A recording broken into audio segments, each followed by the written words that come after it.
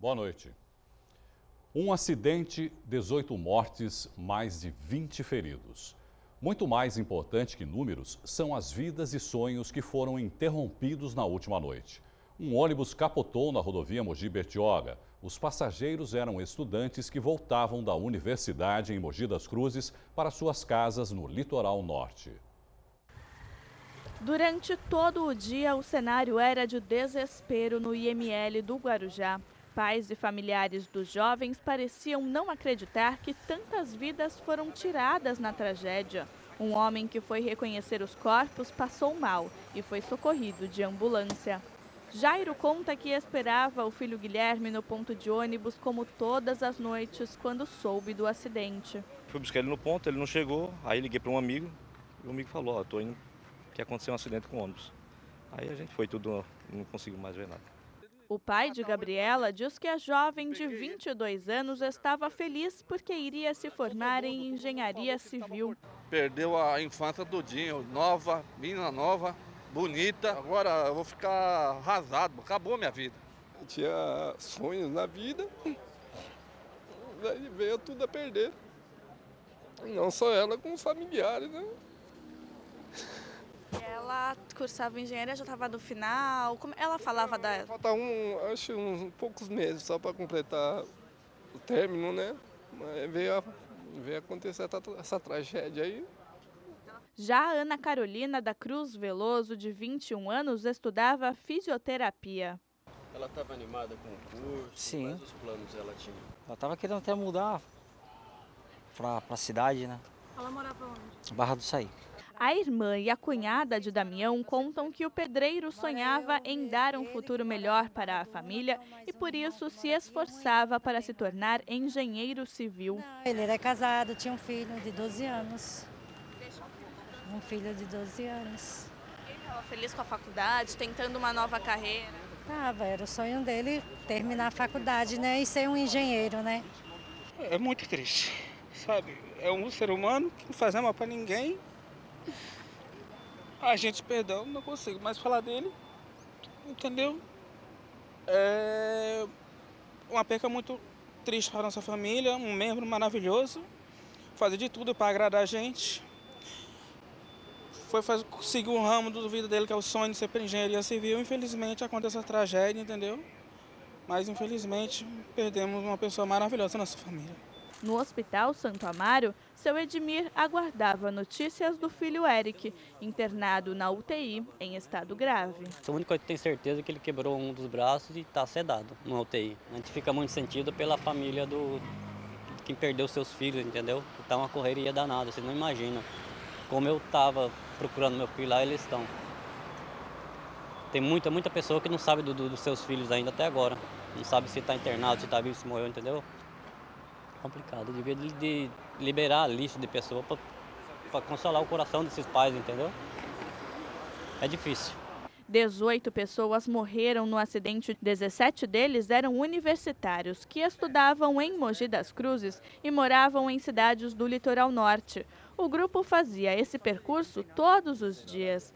Os pais das vítimas revelam que o trajeto não era tranquilo e reclamam ainda das imprudências do motorista. Ele corria muito, ele não obedecia às regras, ultrapassava os carros nos lugares impróprios, como curva. Ela falou, mãe, ele deu uma brecada que quase nós caímos a semana passada. Eu falei, filha, então dorme na casa da sua avó. Ela falou, tá, eu vou dormir. Hoje ela ia subir para dormir, ficar na minha mãe, só vim só a semana que vem. Todo mundo já estava reclamando. Cara, tem gente que até desistiu de pegar ônibus com ele para pegar outro. A polícia ainda apura as causas da tragédia. O condutor do ônibus também morreu. A Polícia Técnico-Científica fez uma força-tarefa e liberou 7 profissionais aqui para o IML de Guarujá para agilizar na identificação e liberação dos corpos para o litoral norte. A Prefeitura Municipal de São Sebastião informou que promoverá um velório coletivo no Ginásio Esportivo Municipal de Boiçucanga. O acidente aconteceu pouco antes das 11 horas da noite no quilômetro 84 da rodovia Mogi Bertioga. O trecho tem muitas curvas e costuma ter neblina. 4 ônibus da empresa União do Litoral faziam o transporte de alunos de 2 universidades e de uma FATEC, de Mogi das Cruzes para o litoral norte, quando um dos veículos invadiu a pista contrária, bateu contra um muro de pedras e tombou na vala. Este vídeo divulgado nas redes sociais foi gravado logo depois do acidente por motoristas que passavam na pista contrária. Meu Deus, tem outro universitário, velho! Gente, vamos ajudar! Ai, velho. Bombeiros de 4 cidades da Baixada Santista e da capital fizeram o resgate das vítimas. A rodovia ficou interditada nos 2 sentidos até o início da manhã. 3 pessoas receberam alta médica hoje à tarde. Elas estavam internadas no pronto atendimento de Boiçucanga e no Hospital de Clínicas de São Sebastião. Por meio de nota, a empresa União do Litoral, responsável pelo transporte dos alunos, lamentou o ocorrido. O texto esclarece que o grupo está prestando apoio aos passageiros e familiares das vítimas. A União do Litoral diz que o ônibus estava com todos os documentos regularizados e que ainda não é possível precisar a causa do acidente. O veículo foi fabricado em 2005 e tem capacidade para 45 pessoas, além do condutor. E o governador Geraldo Alckmin divulgou um áudio sobre o acidente na Mogi Bertioga. Primeiro, nossos sentimentos, a todas as famílias por essa tragédia.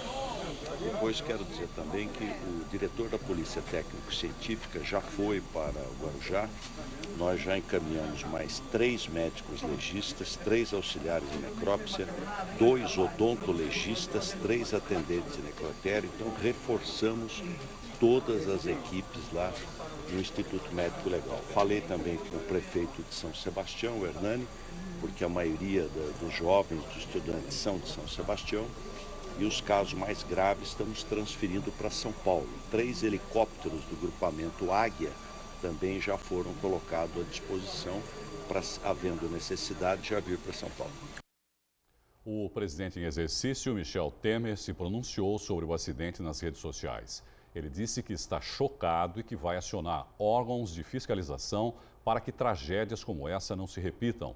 A Universidade Brás Cubas, onde estudavam os alunos, e a Prefeitura de São Sebastião postaram uma mensagem de luto nos sites oficiais. No Santa Portal, você confere a lista com o nome das vítimas. E os 1.250 funcionários da Companhia de Desenvolvimento de São Vicente estão mais uma vez em greve. É a 7ª paralisação apenas nos 6 primeiros meses deste ano. O grupo não recebeu os salários referentes ao mês de maio, que deveriam ter sido pagos na última terça-feira. A categoria é responsável pela limpeza de ruas, jardinagem e manutenção de escolas e praças. Em nota, a Prefeitura, que havia se comprometido com o Tribunal Regional do Trabalho a não mais atrasar os repasses à empresa terceirizada, afirma que busca uma solução para quitar a dívida com os trabalhadores, mas não estabelece quaisquer prazos. Domingo, 8 da manhã. Friozinho e garoa. Nada foi empecilho. Voluntários do Instituto Ecofaxina acordaram cedo e vieram contribuir para a limpeza na Praia de Santos. A praia todo mundo vem, todo mundo usa, todo mundo polui, todo mundo suja. E se não tiver gente ensinando que isso é errado, que isso mata bicho, isso não vai parar. Uma ação que motiva, que mostra para o ser humano que nas pequenas coisas elas podem nos afetar diretamente. O encontro fez parte da Semana Mundial do Meio Ambiente. É um problema grave aqui ambiental, né? Essa questão da poluição por resíduos sólidos, principalmente o plástico. Felipe Dória trouxe o filho Daniel, de 10 anos, para ajudar na coleta do lixo. É a primeira vez que eles participam do projeto e sabem como ações desse tipo, mesmo que pequenas, podem fazer a diferença. Eu acho super importante, tanto a minha geração como as futuras gerações, serem incentivadas a cuidar, recolher do lixo para melhorar o nosso planeta e o meio ambiente em torno que a gente vive, né? O Instituto Ecofaxina existe há 8 anos e regularmente promove mutirões para retirar resíduos que poderiam, ao longo do tempo, degradar a flora e a fauna da região. O próximo mutirão do grupo será numa área de mangue, na cidade. Muito dos resíduos que a gente encontra na praia vem dessas áreas de mangue, né? São áreas invadidas por palafita.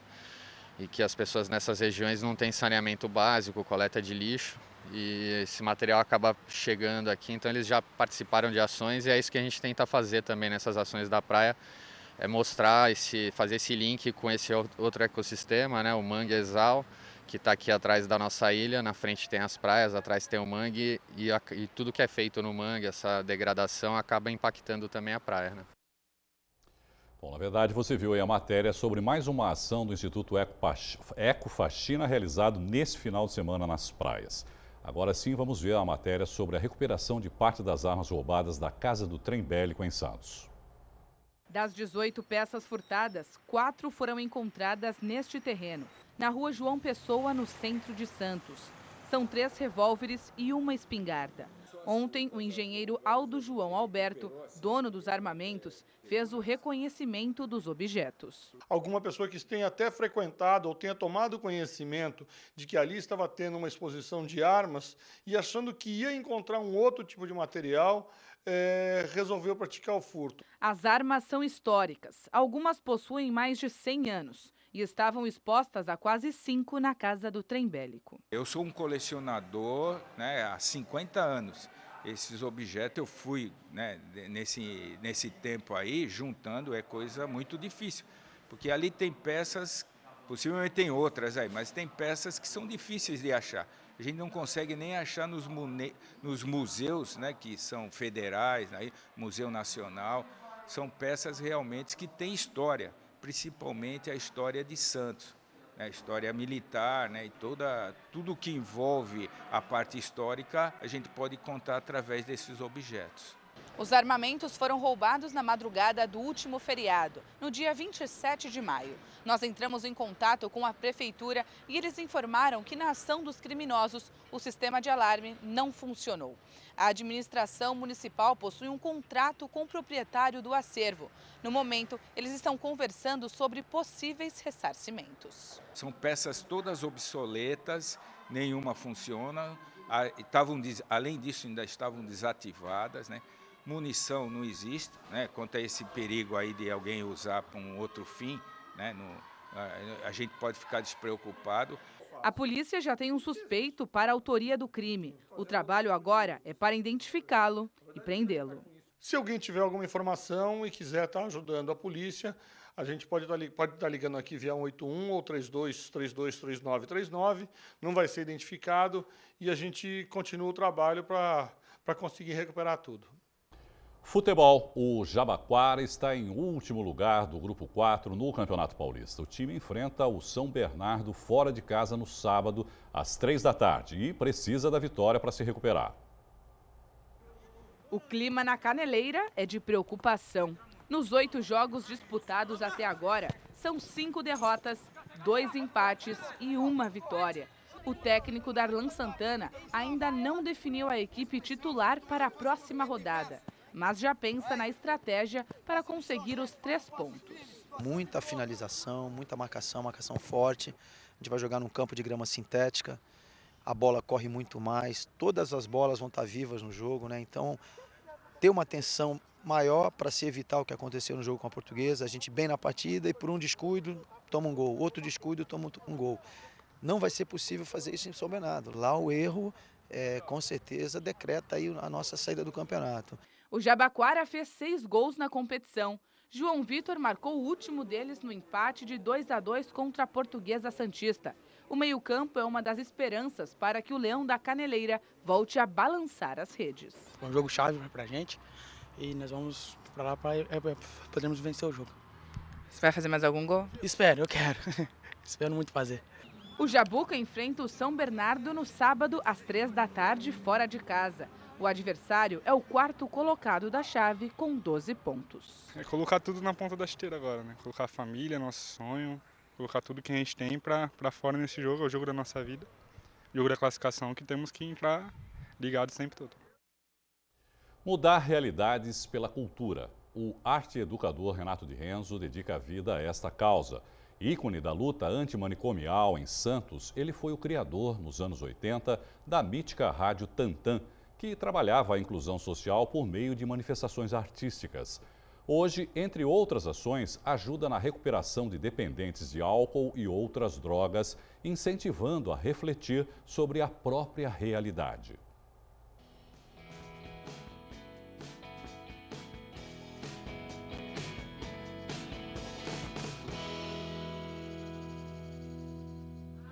Na reunião de pauta, o assunto foi definido: a história do hip hop.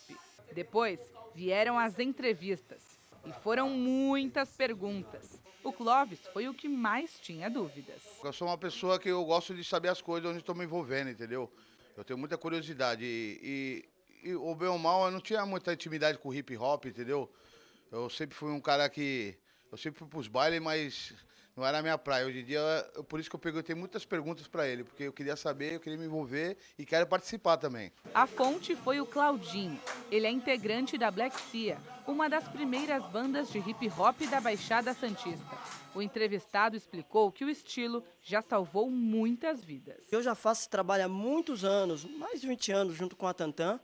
E através desse trabalho eu consegui viajar, fazer um bocado de coisa em Sesc, isso, aquilo, outro. E para mim a grande satisfação estar na Baixada Santista, ajudando nossos amigos, nossos irmãos a se recuperar.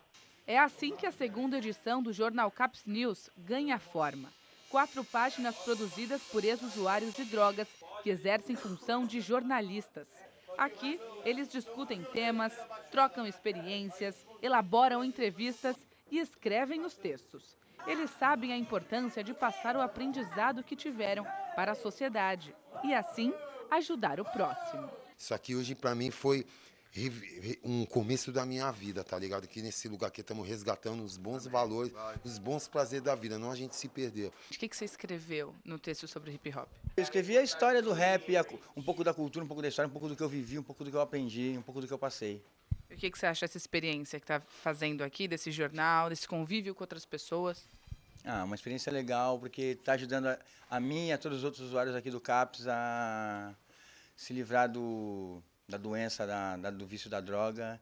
E hoje foi um dia muito legal reencontrar um amigo, Claudinho, que eu não via há muitos anos, e dançar e cantar, que é uma coisa que eu não fazia há muito tempo, porque é algo que eu gosto muito, porque o rap é o norte da minha vida.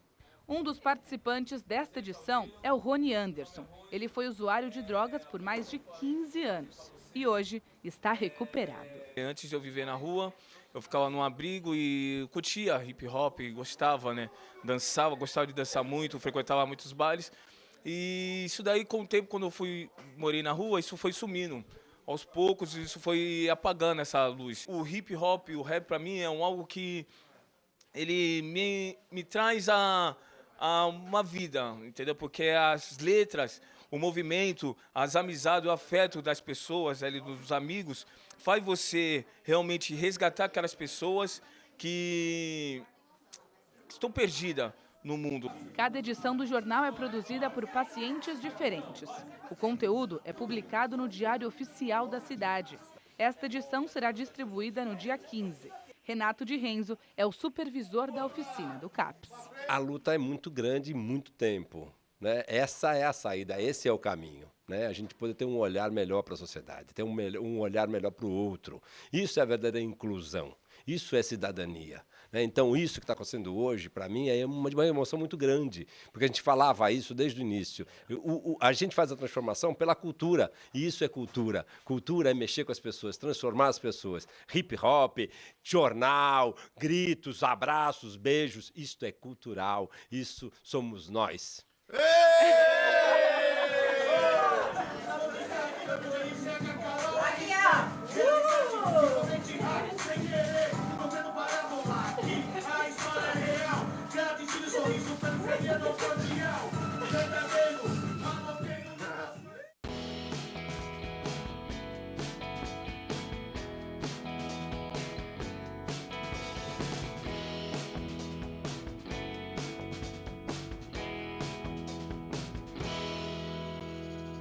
São mais de 20 anos levando música de qualidade à população. A Orquestra Sinfônica Municipal de Santos, durante todo esse tempo, teve um único regente titular, o carismático Luiz Gustavo Petri, que é o nosso convidado dessa noite. Maestro, boa noite, obrigado por participar conosco. Boa noite. Queria que o senhor falasse um pouquinho a respeito dessa responsabilidade de estar esse tempo todo à frente da Orquestra Municipal e também dos desafios de tentar popularizar mais a música erudita, a música clássica, maestro? Eu acho que para mim assim, é uma honra, é o trabalho de uma vida. Quando eu vim para cá, eu era jovem, mas eu continuo jovem. Mas, somos jovens. Somos jovens. Mas a gente tinha uma série de sonhos e o gostoso de ver depois desses 20 anos é que ver que não só aqueles sonhos foram realizados, como outros foram conquistados nesse tempo todo. A Orquestra Sinfônica de Santos já é um patrimônio da cidade, ela já faz parte da vida cultural, a gente tem um público fiel, a gente tem... os nossos concertos estão sempre muito cheios, a gente tem uma procura muito grande, você percebe um interesse cada vez maior das pessoas, uma plateia jovem, a gente tem um público que é bastante jovem, né? O que é uma coisa que às vezes pode parecer que não. Então, assim, para mim, constatar isso é uma coisa muito gostosa, tá? Nesses 20 anos. Como aumentar esse interesse, principalmente dos jovens? Não é? Eu acho que, na verdade, o que a gente precisa sempre é que as pessoas saibam que a gente toca, né? E uma das coisas, porque o interesse, ele existe, é muito impressionante mesmo. Então, por exemplo, quando a gente conquistou a regularidade dos nossos concertos, né?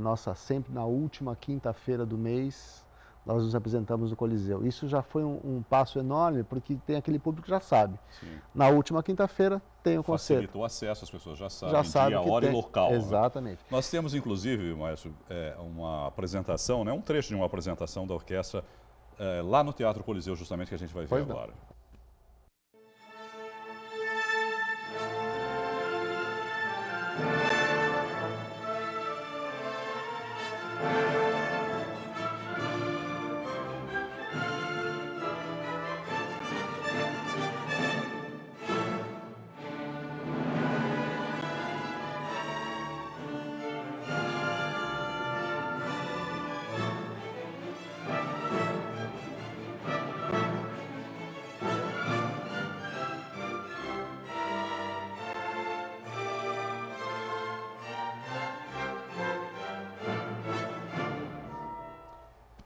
Mas eu sou uma pessoa muito ligada à área de comunicação, já milito na área há mais de 30 anos, e me pergunto às vezes se os veículos falham no papel de tentar levar mais música clássica, porque hoje, se a gente parar para pensar, quais são as emissoras de rádio ou de televisão, por exemplo, que têm programas dedicados à música erudita e à música clássica? Eu acho que isso se deve basicamente ao mito de que é uma coisa dinossauro, de um dinossauro, a música erudita, né? E ela não é, ela é muito viva. Não é porque senão nem estaria agora, né? Pois então, não é.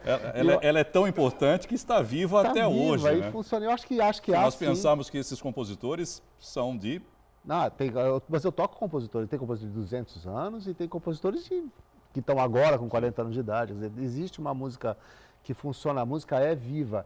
E eu acho que o que está acontecendo agora, que eu tenho percebido nos últimos 10 anos, especialmente por causa das redes sociais, por causa do tipo de envolvimento das pessoas com a imagem, o conceito precisava dar uma reciclada.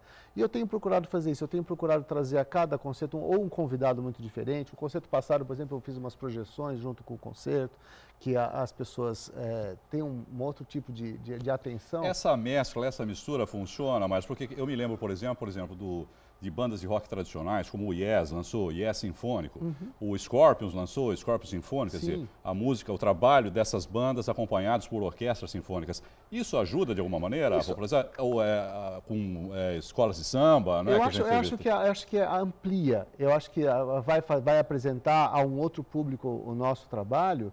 Mas eu acho que independente dessa mescla, eu acho que a própria orquestra ela tem que se apresentar de uma maneira diferente. Ajuda, claro, porque você vai ter um público que está procurando, que é fã do Yes, por exemplo, vai assistir o concerto, existe uma orquestra, vamos ver quando que é o próximo concerto, vamos assistir, isso acontece. Mas eu acho que mais que isso, acho que tem que ter uma sinergia, um sincronismo com a comunicação. Porque toda vez que eu consigo divulgar bem o concerto da orquestra, é sempre lotado, a reação é sempre maravilhosa. E não tem porque, tanto que a gente está aqui há 20 anos, a gente conquistou um espaço no cenário nacional. A gente, sabe, eu tive num congresso de orquestras, agora faz um mês, que teve em São Paulo, das orquestras brasileiras, patrocinadas pelo British Council, que fez isso. E a quantidade de gente que conhecia o meu trabalho, conhecia o nosso trabalho aqui, era muito maior do que eu imaginava. A gente tem nesses 20 anos foi conquistado esse espaço. E o público, assim, como eu falei, a idade tem caído, que é um bom sinal, né? Qual a importância do projeto do Remi, por exemplo? Qual o papel, né, nessa formação? Eu acho que primeiro é despertar a curiosidade na criança. Explica só, né, o que é o projeto do Remi. São crianças do ensino público e agora também do ensino privado que vão assistir um espetáculo que a gente monta de 1 hora, um ensaio, espetáculo. E eles assistem, perguntam, vêm à orquestra e com isso têm contato. A gente tem uma história muito bonita, que a primeira contrabaixista atual da orquestra, ela tem agora, deve ter seus 20 e poucos anos, e ela foi uma criança que assistiu. Era isso justamente que eu ia perguntar. Quer dizer, além de despertar e tentar, de alguma maneira, formar um novo público, né, para a música erudita, se isso desperta de alguma maneira o interesse em se tornarem músicos também. Tem vários, tem uma cantora também que já faz carreira em São Paulo, que também assistiu o Do Remi. Eu tenho várias notícias de pessoas que se envolveram na produção musical, seja ela, pode ser nem ser instrumentista, mas foram para o caminho do trabalho musical por causa do Do Remi. Para a gente encerrar, mas nós somos contemporâneos, acredito da que época de Beatles, né, e outras bandas. Em que momento a escolha pela música clássica? Eu te digo que não houve a escolha, porque eu tive uma banda de rock, eu participei eu tinha uma banda chamada Banda de Choque,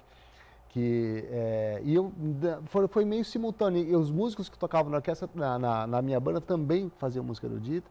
E o que acabou acontecendo é que a oportunidade de trabalho e meu interesse acabou indo para a música erudita, mas eu nunca deixei de gostar convivem, né, as duas coisas tranquilamente. Fazendo direitinho, estudando, dá tudo certo. Agradecer aqui o maestro Luiz Gustavo Petri, regente da Orquestra Sinfônica Municipal de Santos. Parabéns pelo trabalho, viu, maestro? Eu que agradeço. Obrigado pela entrevista. Uma boa noite. Agradeço o convite. Muito obrigado. Boa noite.